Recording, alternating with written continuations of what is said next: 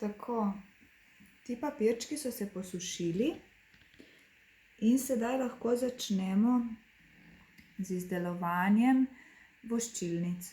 Se pravi, kaj potrebujemo?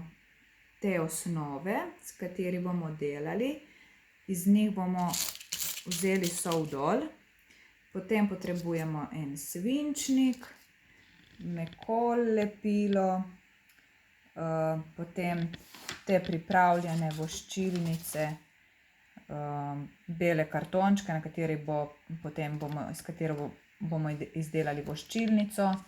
Jaz imam en črn flomaster, potem imam en košček povoščenega papirja, na katerega si bom dala mekol, da bom lažje delala. Potem škarje, tako, in ravnilo, da bomo lahko lepo izrezali.